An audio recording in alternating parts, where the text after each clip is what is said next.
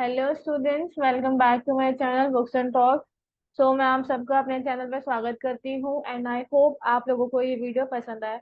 तो please guys channel को subscribe कर देना, लाइक कर देना, और अगर कोई भी डाउट हो वीडियो के रिगार्डिंग तो आप प्लीज उसे कमेंट बॉक्स में ड्रॉप कर दीजिएगा। तो आज हम बीएलएलबी के फोर्थ सेमेस्टर की ह्यूमन राइट्स की फोर्थ यूनिट को आज हम इसके अंदर डिस्कस करेंगे। प्लस जो प्रीवियस के क्वेश्चन आए हैं इस यूनिट से वो भी हम इसके अंदर डिस्कस करेंगे। ठीक है, तो प्लीज गाइस वीडियो के लास्ट तक बने रहिएगा।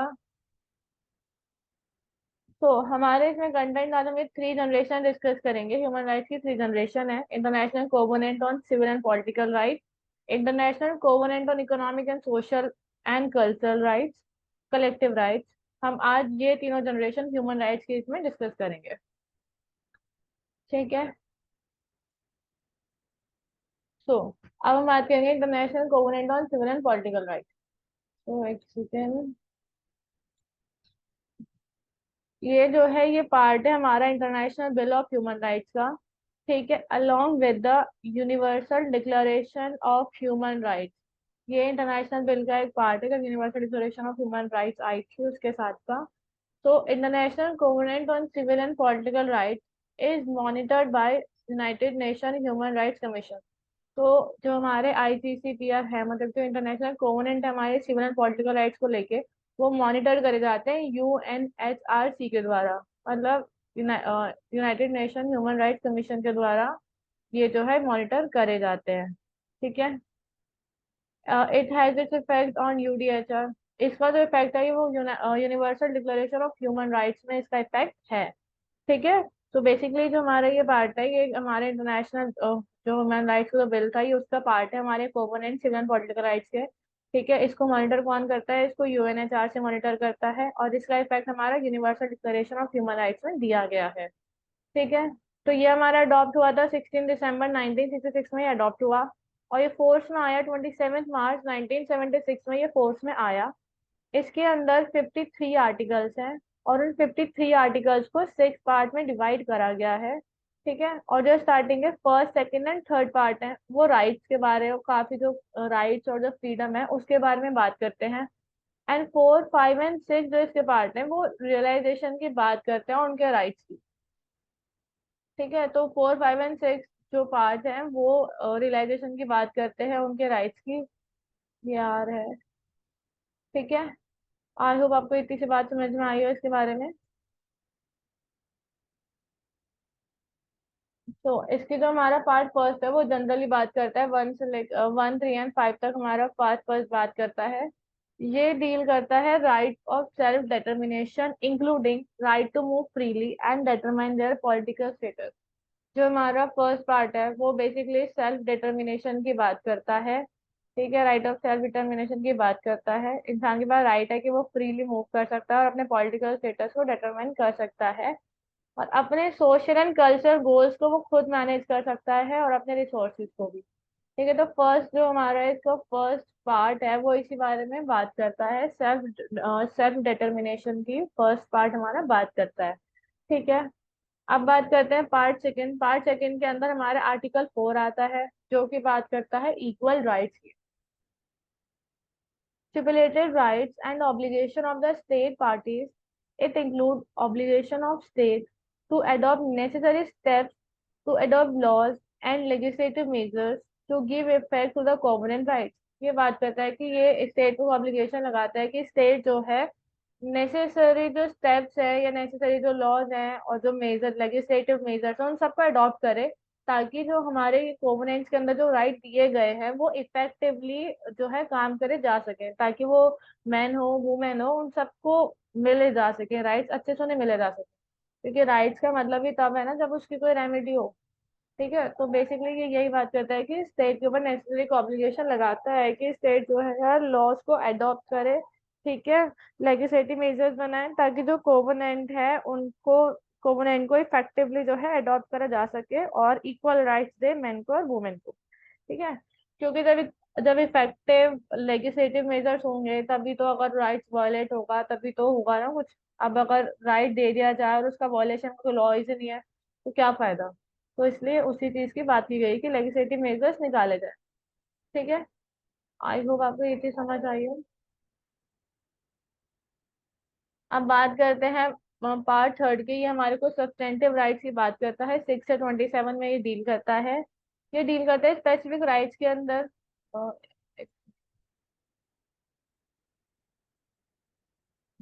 It deals with the specific rights of individuals and obligation of state parties. ये इंडिविजुअल्स के राइट की बात करता है, स्टेट पार्टीज की ऑब्लिगेशन की भी बात करता है। जैसे कि right to life and survivor article 6 में हमें दे रखा है। फ्रीडम ऑफ इनह्यूमन और डिग्रेडिंग ट्रीटमेंट आर्टिकल 7, ये एक तरीके से इंडिविजुअल का राइट भी और ये स्टेट पे ऑब्लिगेशन भी लगा रहा है कि स्टेट इस चीज को इंश्योर करे कि ये चीजें स्टेट के अंदर नहीं होनी चाहिए। ठीक है। Right of liberty and security, the right to privacy and its protection by law, equality before law, right to liberty of movement and freedom to choose residence, right of minorities. तो ये जो सारे राइट्स इसमें दे रखे हैं, मैंने कुछ ही rights लिखे हैं, सारे नहीं लिखे हैं, तो आप भी कुछ ही लिख देना। अगर आपको इनकेस ये आर्टिकल याद नहीं रहे तो आप डायरेक्ट भी लिख सकते हो, right to life and survival.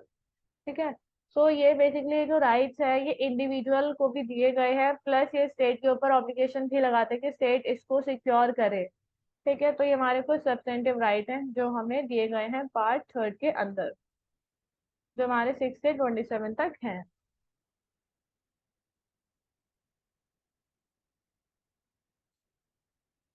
अब बात करते हैं पार्ट फोर्थ की, जो 28 से 45 तक डील करते हैं। ठीक है। They provide the procedure for implementation of rights which will be monitored by human right committee. ये इन्होंने आर्टिकल 28 से 45 के बीच में इन्होंने प्रोसीजर्स की बात करी है कि किस तरीके से प्रोसीजर होगा इनकी इम्प्लीमेंटेशन का और किस तरीके से ह्यूमन राइट्स कमेटी इनको मॉनिटर करेगी। वो सारी चीजें हमारे आर्टिकल 28 से 45 के अंदर के बीच में दिए गए हैं। ठीक है। मतलब कि इम्प्लीमेंटेशन को लेके और उसके मॉनिटरिंग को लेकर या फिर अगर वायलेशन हो रहा है उन चीजों को देखने का सारा काम हमारा आर्टिकल 28 से 45 के बीच में है। ठीक है। अब बात करते हैं पार्ट फिफ्थ की। आर्टिकल 46 और 47 है इसके अंदर। clarifies that the covenant shall not be interpreted as interfering with the operation of UN, the inherent rights of all peoples to enjoy and utilize fully and freely their natural wealth and resources। इन्होंने ये करा है जो covenant है वो interpret नहीं करेगा UN के ऑपरेशन के साथ, क्योंकि जो इनहेरिट राइट्स हैं उन लोगों को दिए गए हैं कि इसे वो फुल्ली इंजॉय करे, इसको यूटिलाइज करें अच्छे से, अपनी नेचुरल वेल्थ को भी फ्रीली इंजॉय करे और अपने रिसोर्सेज को भी। ठीक है। तो पार्ट फिफ्थ इसी बारे में बात करता है कि जो कोवेनेंट है वो इंटरप्रेट नहीं करेंगे यूएन के ऑपरेशंस के साथ। ठीक है।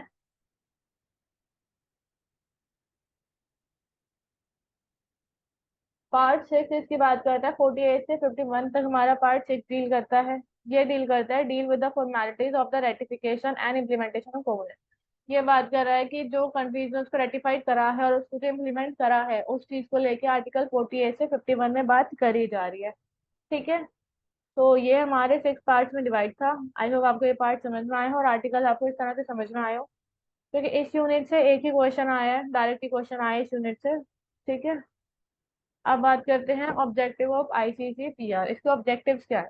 इसके ऑब्जेक्टिव है कि एक कंडीशन प्रमोट कर सके एंजॉयमेंट की, सिविल एंड पॉलिटिकल राइट्स की जो एंजॉयमेंट कंडीशन है वो स्टेट्स के अंदर प्रमोट हो।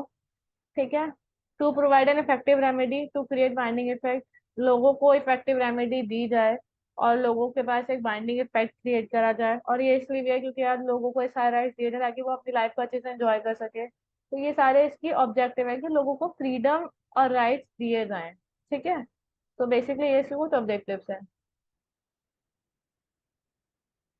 अब बात करते हैं सेकेंड जनरेशन की।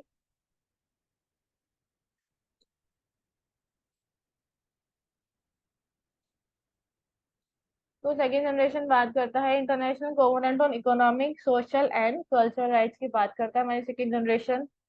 ICESCR, ठीक है, international covenant on economic social cultural rights, is a part of international bill of human rights along with the universal declaration of human rights. ये भी पार्ट है हमारे इंटरनेशनल बिल का ह्यूमन राइट्स का।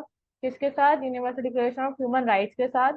And the international covenant on civil and political rights. ठीक है। तो ये किसके साथ है? UNDHR के साथ भी है और ICCPR के साथ भी है। ठीक है। The covenant is monitored bye UN committee on economic social and cultural rights.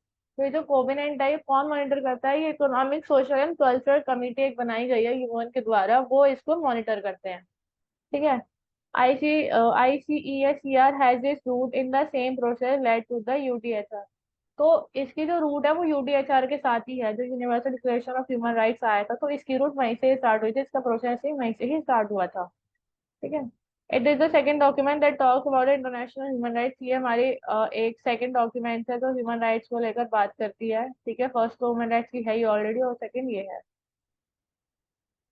ये कब अडॉप्ट हुआ है? ये हमारे पास अडॉप्ट हुआ था ये 16 दिसंबर 1966 में, और ये फोर्स में आया था 3 जनवरी 1976 में। ये फोर्स में आया था, ये पहले आया था, वो बाद में आया था। इसके अंदर 31 आर्टिकल्स हैं जो हमारे 5 पार्ट्स के अंदर डिवाइड है। ठीक है।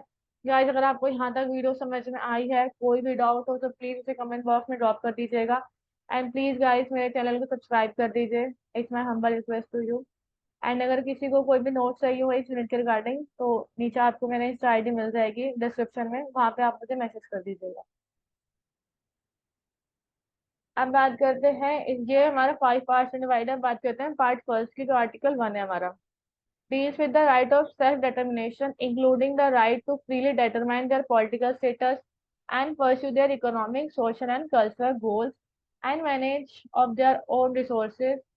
It is same as International Covenant on Civil and Political Rights. तो हमारा आर्टिकल फर्स्ट है वो सेम है जैसा सिविल, हमारा सिविल एंड पॉलिटिकल राइट्स जो दिए गए ना उसके तरह सेम ही हमारा ये है, इसका आर्टिकल फर्स्ट भी सेम ही है। क्योंकि इसका जो आर्टिकल फर्स्ट है वो भी सेल्फ डिटर्मिनेशन की बात ही कर रहा है। पर जो पहले वाला था, जो उसके अंदर था सिविल एंड पॉलिटिकल कोवेनेंट में जो दिया गया था, वो बात कर रहा था सिर्फ सिविल एंड पॉलिटिकल की, और ये बात कर रहा है economic, social and cultural goals की भी ये बात कर रहा है। ठीक है। सो अब बात करते हैं पार्ट सेकेंड की। 2 से 25, 2 से 5 तक में हमारा पार्ट सेकेंड दिया गया है। Establish the principle of progressive realization. It is also requires the right to be recognized without discrimination of any kind of race, color, sex.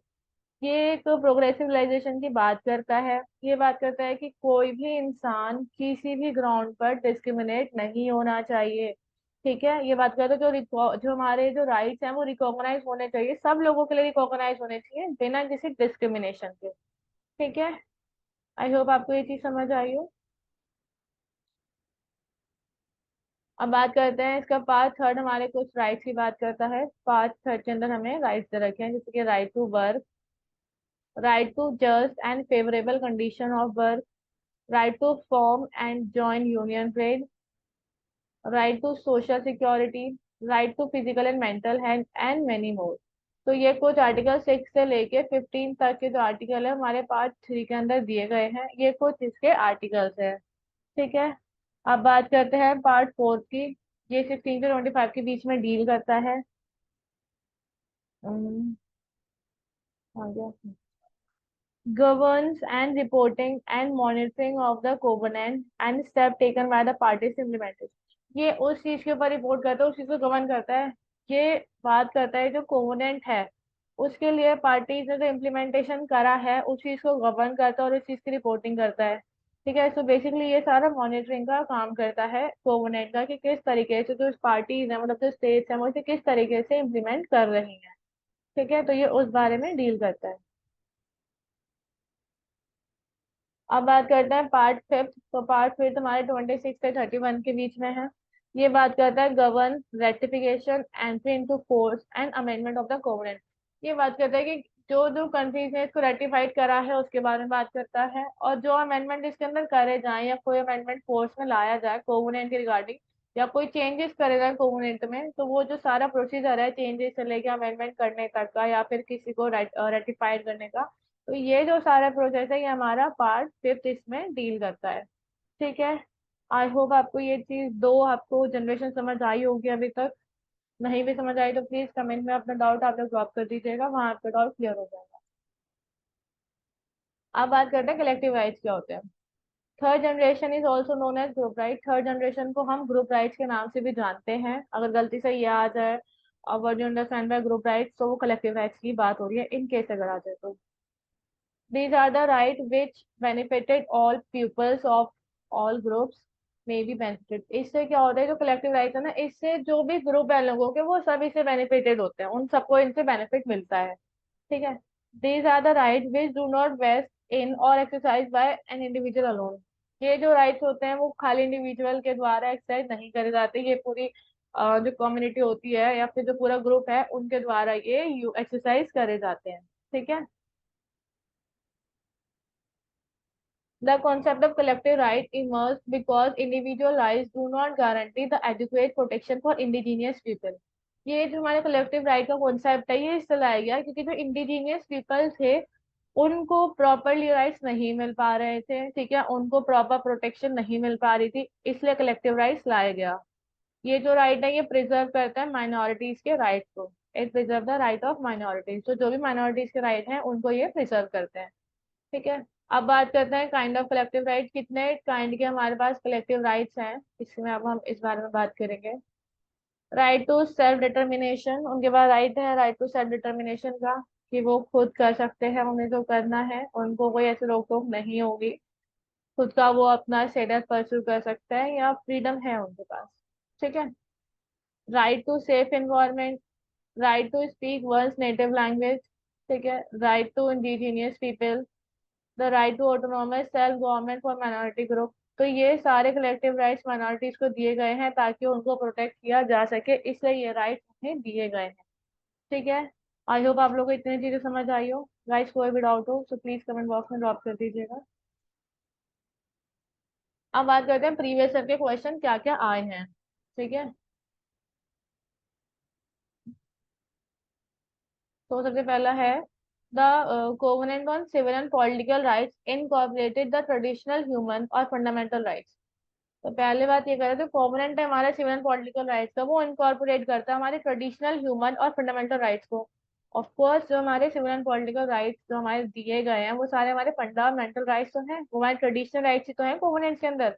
तो ये बात तो ठीक है कि उसके अंदर जो है सारे के सारे जो हमारे फंडामेंटल राइट्स हैं, जो सिविल एंड पॉलिटिकल राइट्स हैं, वो हमारे फंडामेंटल राइट्स ही हैं। इवन हमारे खुद के इंडियन कॉन्स्टिट्यूशन के अंदर जो फंडामेंटल राइट्स दिए गए हैं वो सब इन्हीं से ही तो दिए गए हैं, इन्हीं से मिलते जुलते तो हैं सारे। ठीक है। However, they are not absolute and could not be entailed on certain ground. तो ऐसा कहा जाता है कि ये एब्सोल्यूट नहीं है और ये इंटेल नहीं कर जा सकते किसी भी सर्टेन ग्राउंड पर। तो ये बात तो सच है। ठीक है। तो इसका आंसर आप लोग लिख लेंगे, या फिर और कोई भी डाउट हो तो मुझे बता देना, क्योंकि ये जो राइट्स है ये एब्सोल्यूट नहीं है, पर हाँ किसी भी आवश्यक ग्राउंड पर ही ये नहीं हटाए जाते हैं। ठीक है। या फिर बहुत इंडिया में जैसे कि हमारे जो फंडामेंटल राइट्स हैं वो तभी हटाए जाते हैं जब इमरजेंसी होती है, और वो भी एकदम से नहीं हटाए जाते, पहले उसका पूरा प्रोसेस होता है। ठीक है। तो एकदम से तो नहीं हटाए जाते। तो वही बात इसमें करी गई कि ये एब्सोल्यूट नहीं है और it could not be entailed on certain ground. तो इस बारे में आपको लिखना है। ठीक है। फिर बात करते हैं, discuss the salient features of international covenant on social economic and personal rights. तो आपको कुछ फीचर डिस्कस करने हैं इस कोवेनेंट के।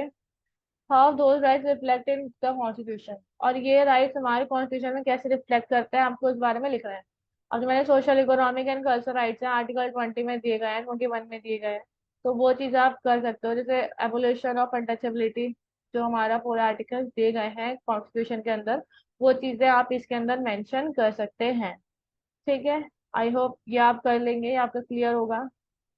फिर है write a brief note on civil and political rights. तो आपको सिविल एंड पॉलिटिकल राइट्स पे एक ब्रीफ नोट लिखना है, मतलब जो जो राइट हमने डिस्कस करे हैं पहले बता देना कि कैसे आए थे, और फिर उसके बाद क्या कहते हैं कितने पार्ट्स में डिवाइडेड है, उसके बाद इसके बारे में आप इसे एक्सप्लेन कर देना।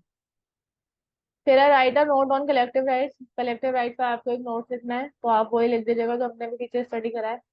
Explain the various civil political rights on the international covenant. International covenant के अंदर जो सिविल एंड पॉलिटिकल राइट्स है ना उसके बारे में आपको लिखना है। तो बेसिकली जो हमने अभी पढ़े हैं राइट्स वो आप इसमें लिख सकते हैं। ठीक है। आई होप आपको कोई डाउट नहीं होगा, अगर हो भी तो प्लीज मुझे कमेंट बॉक्स में ड्रॉप कर दीजिएगा। एंड प्लीज गाइज मेरे चैनल को सब्सक्राइब कर दीजिए। तो और प्लीज वीडियो को लाइक भी कर दीजिएगा, कैसी लगी जरूर बताइएगा। तो thank you so much. And मैं एक बात कहना चाहूंगी, मौसम बहुत ज्यादा बदल रहा है तो सब अपना ध्यान रखिएगा और एग्जाम की अच्छे से प्रिपरेशन कीजिए। तो thank you so much guys video देखने के लिए। Thank you so much.